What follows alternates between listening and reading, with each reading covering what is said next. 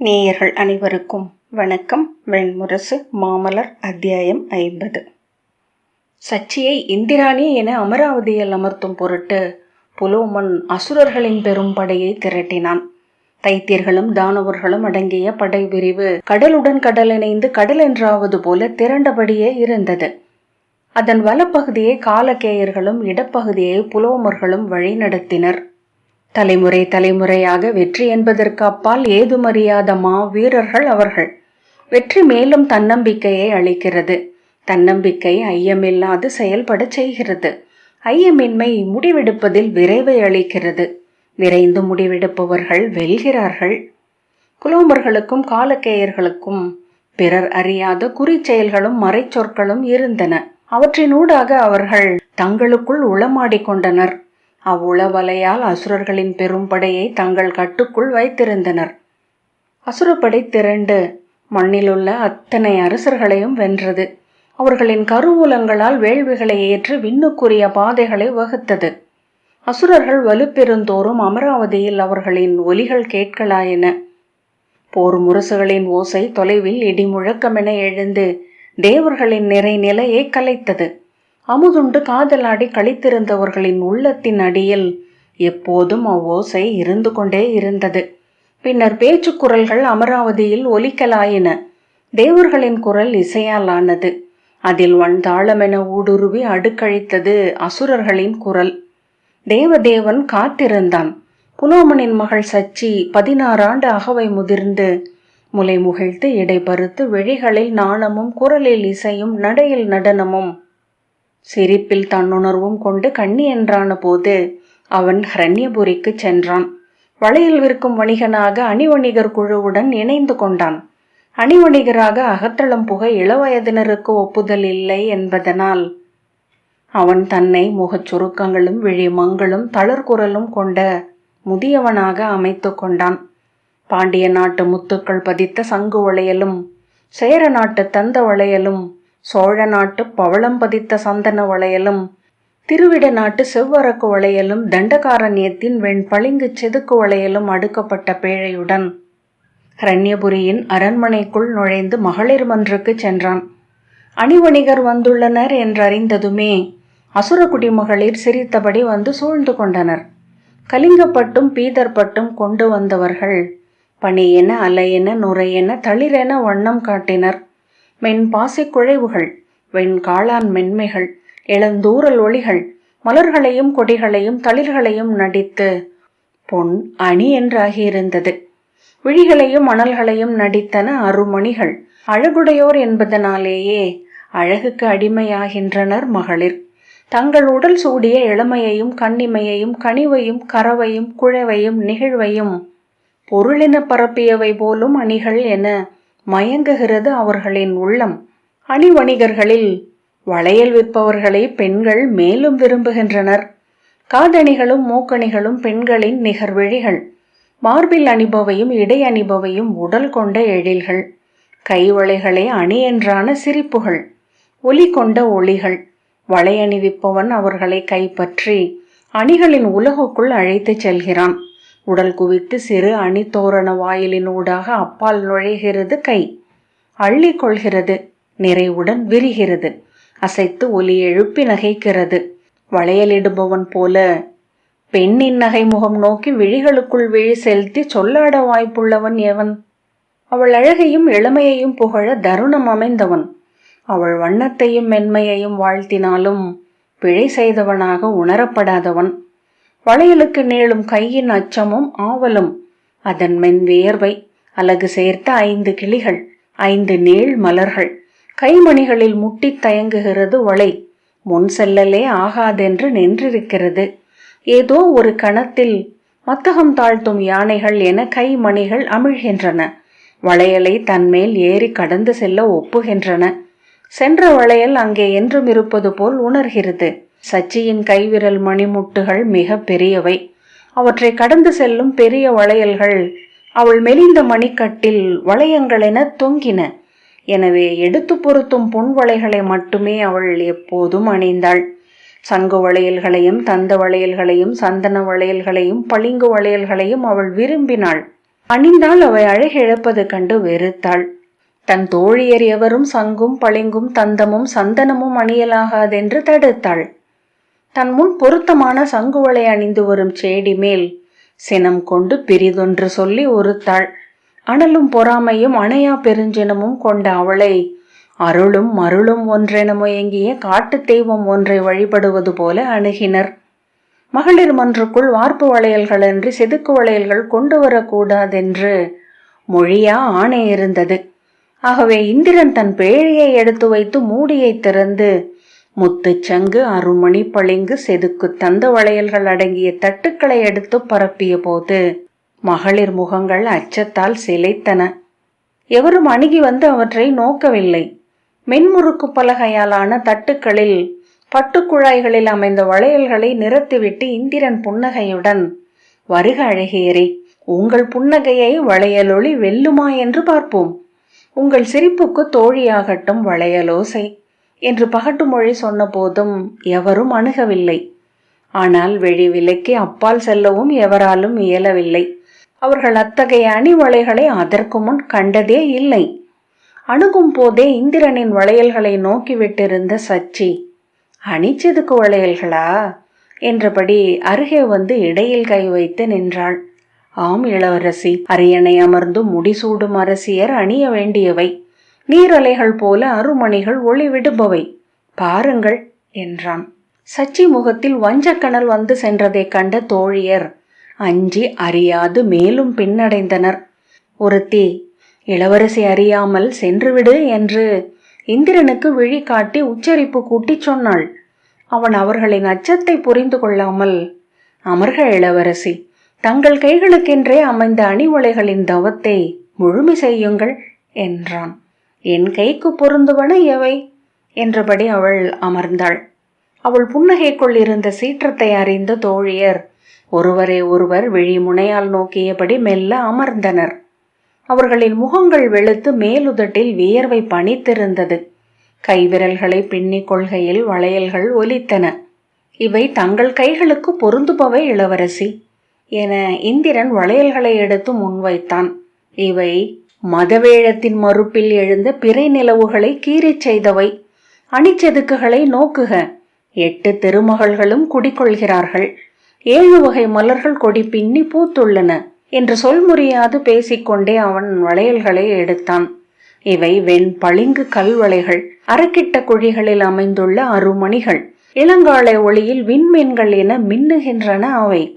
அவள், என் மணிக்கட்டுக்கு பொருந்தி அமைய வேண்டும், நீரே அணிவித்து விடுக என கையை நீட்டினாள். அவன் எடுத்த வளையல்கள் அவள் கைமணிகளை கடக்கா என்பதை உணர்ந்த தோழியர் மூச்சு இழுத்தனர். வளையலிட அறிந்துள்ளீர் அல்லவா? தன் தொழில் நன்கறியாத வணிகனை இங்கே தலைமழித்து சாட்டையால் அடித்து கோட்டை காட்டுக்கு அப்பால் வீசிவிடுவது வழக்கம் என்றபோது சச்சி மெல்ல புன்னகைத்தாள். வஞ்சம் கறந்த அவள் புன்னகை கிள்ளி எடுத்த சிறு செம்பட்டு என ஓரம் கோணலாகி இருக்கும் என தோழியர் அறிந்திருந்தனர். அவர்கள் இரக்கத்துடன் அவ்வணிவணிகனை நோக்கினர். தங்கள் விரல் மணிகள் பெரியவை இளவரசி, இவ்வளையல்கள் அவற்றை கடக்கா என்றான் இந்திரன். ஆனால் பெருவெள்ளமென பொழிந்து நதிகளை நிறைக்கும் மழையை இளங்காற்றுகள் சுமந்து வருகின்றன. மிக மிக மென்மையான ஒன்று அவ்வரிய பணியை செய்யும் என்ற பின் தோழியரிடம், நீங்கள் சற்று விலகுக, நான் இளவரசியிடம் மட்டுமே அதை காட்ட முடியும் என்றான். அவர்கள் அப்பால் விலகினர். அவன் தன் பெட்டிக்குள் இருந்து வாழைத்தளிர் என மிக மிக மென்மையாக இருந்த பட்டு துணி ஒன்றை எடுத்தான். அதை அவள் கையில் ஒரு களிம்பு பூச்சு போல மெல்ல பரப்பி அதன் மேல் அவ்வளையல்களை வைத்தான். மெல்ல பட்டை பற்றி இழுத்த போது அவள் கையை இனிதாக வருடியபடி வளையல் எழுந்து கடந்து மணிக்கட்டில் சென்றமைந்தது. 2 கைகளிலும் சங்கும் பளிங்கும் தந்தமும் செதுக்கி அருமணி பதித்த வளையல்களை அணிவித்த பின் அத்துணியை அவள் முன் இட்டான். மென்புகை என அது தரையில் படிந்தது. அவள் விழி தூக்கி அவனை நோக்கிய கணத்தில் இளைஞனாக தன் அழகு தோற்றத்தை அவன் காட்டினான். அவள் விழிகளுக்குள் கூர்ந்து நோக்கி, இந்த மென்மை என் உள்ளத்தில் அமைந்தது இளவரசி என்றான். முதல் முறையாக அவள் நாணம் கொண்டு முகம் சிவந்தாள். விழிகள் நீர்மை கொள்ள இமை சரித்து நோக்கை விலக்கி கொண்டாள். அவள் கழுத்தில் ஒரு நீல நரம்பு துடித்தது. முலைக்குவைகள் எழுந்து அமைந்தன. அவள் எழுந்து எவரையும் நோக்காமல் தன் அறை நோக்கி ஓடுவதை தோழியர் திகைப்புடன் நோக்கினர். அவளுடன் சிரித்தபடி உடன் வந்தன வளையல்கள். அவள் அசையும் போதெல்லாம் ஒலித்தன. தன்னுடன் பிரிதொருவர் பிரிக்க முடியாதபடி இணைந்து கொண்டதை அவள் உணர்ந்தாள். கைகளை நெஞ்சோடு அணைத்தபடி மஞ்சத்தில் படுத்து கண்களை மூடி புன்னகை செய்தாள். அவள் மட்டுமே கண்ட அவன் முகம் அவள் விழி மூடினாலும் திறந்தாலும் அழியாத ஓவியம் என அவளுக்குள் பதிந்திருந்தது. அந்த முகத்தை அவள் மிக நன்றாக அறிந்திருந்தாள். சச்சி இந்திரன் மேல் பெருங்காதல் கொண்டாள். காதல் பெண்களை பிச்சிகளாக்குகிறது. காதல் கொள்ளும் வரை அவர்கள் ஒவ்வொன்றையும் எண்ணி எண்ணி ஏற்றுகிறார்கள். உலகியலில் திளைக்கிறார்கள். அறியாதவற்றை அஞ்சுகிறார்கள். தன்னில் திகழ்கிறார்கள். தன்னை நிகழ்த்துகிறார்கள். காதலின் ஒளி கொண்டதும் ஆடை களைந்து ஆற்றில் குதிப்பது போல் அதுவரை கொண்டிருந்த அனைத்தையும் உதறி பாய்ந்து பெருக்கில் திளைத்து ஒழுகிச் செல்கிறார்கள். திசை தேர்வதில்லை. ஒப்பு கொடுத்தலின் முழு விடுதலையில் கழிக்கிறார்கள். எண்ணுவதில்லை. எதையும் விழைவதில்லை. அஞ்சுவதில்லை. எவரையும் அறிவதும் இல்லை. அவள் காதல் கொண்டு விட்டாள் என தோழியர் அறிந்தனர். அக்காதலன் எவர் என்றும் உணர்ந்தனர். ஆனால் அவன் எங்கிருந்து வந்தான் என்று அறியாது குழம்பினர். அவன் ஒவ்வொரு நாளும் ஒவ்வொரு வடிவில் அவளிடம் வந்து கொண்டிருந்ததை அவர்கள் அறியவில்லை. இளங்காலையில் சிட்டுக்குருவி என மகரந்த மனத்துடன் அவள் அறைக்குள் நுழைந்தான். அவள் தோட்டத்தில் தனித்திருக்கையில் ஆண் குயில் என வந்து குழல் இசைத்தான். தனித்திருக்கும் அறைக்குள் பொன் வண்டென யாழ் மீட்டி வந்தான். அவளுடன் சொல்லாடினான். அச்சொற்கள் அனைத்தையும் அவள் கனவுக்குள் பல 100 முறை முன்னரே கேட்டிருந்தாள். தன்னை மாயக்கலை தெரிந்த வஜ்ராயுதன் என்னும் கந்தர்வன் என அவளிடம் அவன் அறிமுகம் செய்து கொண்டான். மலர்ச்சோலையில் கொடிக்குடிலில் அவளுடன் இருக்கையில் அவன் கேட்டான், உன்னை நான் மனம் கொள்ள கோரினால் உன் தந்தை என்ன செய்வார்? அவள் முகம் கூம்பி தலை குனிந்து, நீங்கள் தைத்தியரோ தானவரோ அல்ல என்றால் ஒருபோதும் ஒப்பார். என்னை இந்திரனின் அரியணையில் அமரச் செய்ய பெரும் போர் ஒன்றை தொடுக்கவிருக்கிறார் என்றாள். அவ்வண்ணம் என்றால் என்னுடன் நீ வந்துவிடு. நம் கந்தர்வ உலகுக்குள் சென்று மறைந்து வாழ்வோம் என்றான். நான் இந்த நகரின் 7 காவல் சூழ்கைகளை கடக்க முடியாது என்றாள் சச்சி. இதை காலகேயரும் புலோமரும் ஆள்கிறார்கள். அவர்கள் மட்டுமே அறிந்த நுண் சொல் வலை இதை 14 முறை சூழ்ந்துள்ளது. இந்திரன், அச்சொற்களை நீ எனக்குறை. நான் அவர்களை ஏமாற்றி உன்னை இங்கிருந்து அழைத்துச் செல்கிறேன் என்றான். அவள் விழி நீருடன், எந்தை எனக்கு அவற்றை கற்றுத்தருகையில் ஒருபோதும் பிறரிடம் பகிரலாகாதென்று குலம் மீதும் எங்கள் கொடி மீதும் அவர் முடி மீதும் ஆணை பெற்று கொண்டார் என்றாள். ஆம், ஆனால் தந்தையை கடக்காமல் மகள் தன் மைந்தனை பெற முடியாது என்பதே உலக நெறி என்றான் இந்திரன். வேந்த மரத்தில் எழும் தளிர்களை பார். அவை அந்த மரத்தையே உணவென்று கொள்கின்றன. ஆனால் மரம் வாழ்வது தளிர்களின் வழியாகவே. அவளை மெல்ல சொல்லாடி கரைத்தான். அவள் காலகேயரும் புலோமரும் கொண்டிருந்த மந்தன சொல் நிறையை, குறிகளின் தொகையை அவனுக்கு உரைத்தாள். ஒரு நாள் இரவில் தன் வெண்புறவியாகிய உச்சை சிரவசின் மேல் ஏறி வந்த இந்திரன் அதை பிறை நிலவின் ஒளி கீற்றுகளுடன் உருமறைத்து நிற்கச் செய்துவிட்டு அரண்மனைக்குள் புகுந்து அவளை அழைத்து கொண்டான். அவன் புறவியில் ஏறிக்கொண்டதும் அசுரர்கள் அவனை கண்டு எச்சரிக்கை முரசை முழக்கினர். காலகேயரும் புலோமரும் படைக்கலங்களுடன் அவனை சூழ்ந்தனர். ஆனால் அப்போது அவனுடன் தேவர் படைகள் முகில் குவைகளுக்குள் ஒளிந்து வந்து ஹிரண்யபுரியை சூழ்ந்து விட்டிருந்தன. அவர்கள் புலோமர்களுக்கும் காலகேயர்களுக்கும் மட்டும் உரிய மறைமொழியில் பொய் ஆணைகளை எழுப்பி பரப்பினர். ஆணைகளால் குழம்பிய புலோமரும் காலகேயரும் ஒருவரோடொருவர் போரிட்டனர். தைத்தியரும் தானவரும் சிதறினர். வெறுந்திரள் என்றான அப்படையை தாக்கி அழித்தனர் தேவர். புறவியில் ஏற்றி சச்சியை விண்ணுக்கு கொண்டு சென்று அமராவதியில் அமர்த்துவிட்டு திரும்பிய இந்திரன் புலோமனை களத்தில் எதிர்கொண்டான். தன் அசுர பெரும்படை காற்றில் முகில் திரளென சிதறி அழிவதை நோக்கி சீறி எழுந்து போரிட்ட புலோமனை தன் மின்படை களத்தால் நெடுக போழ்ந்து கொன்று வீழ்த்தினான் இந்திரன். புலோமன் அலறியபடி மண்ணில் விழுந்து நிலத்தில் புதைந்தான். அவன் வேள்வி ஆற்றலால் விண்ணில் நின்றிருந்த ஹிரண்யபுரி சிதறி பாறை மழை என மண்ணில் விழுந்து புதைந்தது. வெற்றியுடன் இந்திரன் திரும்பி வந்தபோது மீண்டும் இந்திராணியாக ஆகிவிட்டிருந்த சச்சி அவனை புன்னகையுடன் வரவேற்று மங்கள குறியிட்டு வாழ்த்தி அரண்மனைக்குள் அழைத்துச் சென்றாள். சச்சியில் இந்திரன் ஜெயந்தனையும் ஜெயந்தியையும் பெற்றான். அன்னையின் இயல்புகள் அனைத்தையும் கொண்டிருந்தாள் ஜெயந்தி. மீண்டும் ஒரு முறை சொல்லப்படும் போது சொற்கள் கூர்மை கொள்கின்றன. விண்ணுலகில் எப்போதும் சினம் கொண்டு எரிந்து கொண்டிருந்த அவளை மண்ணுலகில் மலைமேல் நிற்கையில் ஒரு செங்கணல் துளி என மானுடரும் நோக்க இயன்றது. அனைவரும் அவளிடமிருந்து அகன்றே இலங்கினர். அவளை எதிர்கொள்கையில் நாகத்தின் முன் எலி என ஒரு பதுங்கல் அனைவர் உடலிலும் எழுந்தது. எதன் பொருட்டு அவள் சினம் கொள்வாள் என தேவரும் முனிவரும் அறிய முடியவில்லை. உடன் பிறந்தவனும் அன்னையும் தந்தையும் கூட அதை உணர இயலவில்லை. அவளும் தான் சினம் கொள்ள வேண்டியது எதன் பொருட்டே என எப்போதும் எண்ணி இருக்கவில்லை. சினம் அவள் உடலை பதறச் செய்து உள்ளத்தை மயக்கத்தில் ஆழ்த்தியது. சினமடங்கியதும் அவள் இனிய களைப்பொன்றில் ஆழ்ந்து ஆழ்த்த நிறைவை அடைந்தாள். அவ்வின்பத்தின் பொருட்டே அவள் சினம் கொண்டாள். சினம் கொள்ள கொள்ள சினத்திற்கான புலன்கள் மேலும் கூர்மை கொண்டன. அவை சினம் கொள்ளும் தருணங்களை கண்டடைந்தன. அவள் முகம் சினம் என்பதன் வடிவமாக ஆகியது. அவள் சொற்களும் நோக்கும் சினமென்றே மாறின.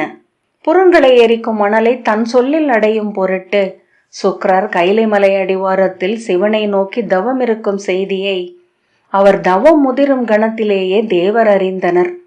இந்திரனின் அவையில் வெம்மை கூடிக்கொண்டே சென்றதை மெல்லியலாளரான அவை கணிகையரே முதலில் அறிந்தனர். அவர்கள் ஆடல் முடித்ததும் உடல் வியர்வை வழிய மூச்சில் அனல் பறக்க விழிகள் ஏறிய சோர்ந்து அமர்ந்தனர். என்னடி சோர்வு என கேட்ட மூத்தவர்களிடம் அவையில் அனல் நிறைந்துள்ளது என்றனர். அது நோக்கும் முனிவரின் கண்கள் கொண்டுள்ள காமத்தின் அனல் என முதுகணிகையர் நகையாடினர். ஆனால் பின்னர் அவ்வணலை அவர்களும் உணரலாயினர். அனல் மிகுந்து சற்று நேரம் அங்கு அமர்ந்ததுமே உடல் கொதிக்க தொடங்கியது. பீடங்கள் சுடுகின்றன என்றனர் முனிவர்.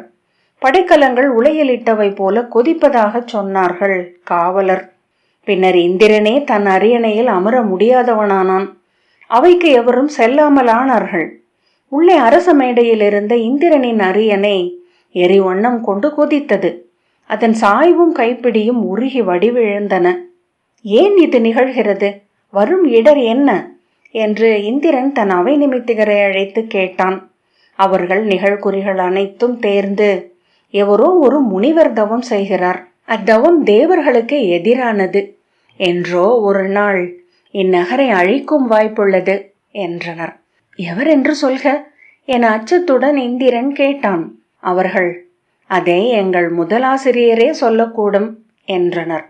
நிமித்த நூலின் முதலாசிரியரான சூரியரை அவருடைய குருநிலைக்கு சென்று வணங்கி வருநெறி கேட்டான் இந்திரன். அவர் மேலும் நுண்குறிகள் சூழ்ந்து கைலைமலை அடிவாரத்தில் சுக்கிரர் தவம் செய்கிறார், தன் சொல்லை வடவெயரி ஆக்கும் வல்லமையை கோரவிருக்கிறார் என்றார். சுக்கிரரா? அவர் நம் ஆசிரியரின் முதன்மை மாணவர் அல்லவா என்றான் இந்திரன். ஆம், ஆனால் ஆசிரியனுக்கும் மாணவனுக்குமான ஆணவ பகைமை ஆலகாலத்திற்கு நிகரான நஞ்சு கொண்டது. பிரகஸ்பதியை வெல்லும் பொருட்டு அவர் தேவர் குடியை எதிர்ப்பார், அமராவதியை அனலூட்டவும் தயங்க மாட்டார் என்றார் சூரியர். இந்திரன், அவர் ஆற்றும் தவத்தை வென்றாக வேண்டும். எதிரியை கருவிலேயே வெல்வதைப் போல எளிது இல்லை என்றான். எண்ணிச் சூழ்ந்து பின் தன் அவை கணிகையரை அழைத்து அவர் தவம் கலைத்து வருக, அவருள் ஓடும் ஊழ்க நுண் சொல்லின் நிறையில் ஒரு மாத்திரை அளவு பிழைப்பட்டாலே போதும் என்றான். சுக்கிரரை உளம் மயக்கு வெல்லும் பொருட்டு 108 தேவகன்னியர் அணி கொண்டு சென்றனர்.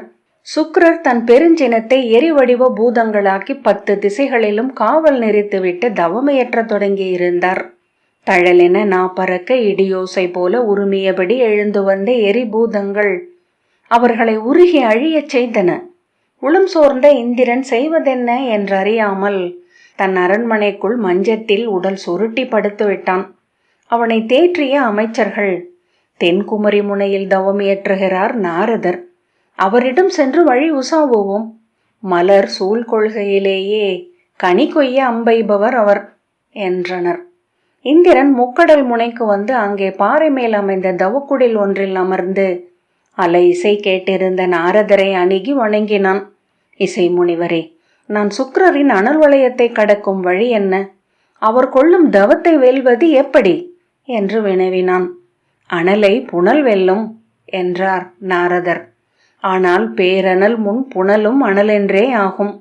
நிகழ்வதை எண்ணி புன்னகைத்து, அரசே, பேரனலை வெல்வது நிகரான பேரனல் ஒன்றே. வேடர்கள் அறிந்து மெய்மை இது என்றார். நான் செய்ய வேண்டியதென்ன என்றான் இந்திரன்.